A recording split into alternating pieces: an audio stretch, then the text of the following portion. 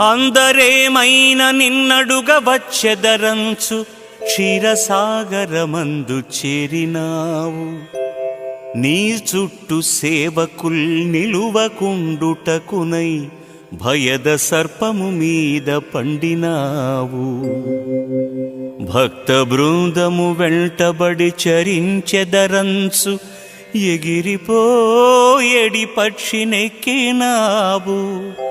దాసులు నీ ద్వారమాశింపకుంటకై మంచి యోధుల కాపు నుంచినావు. లావుగలవాడవైతివి ఏలాగు నేను నిన్ను జూతును నా తండ్రి నిరజాక్ష.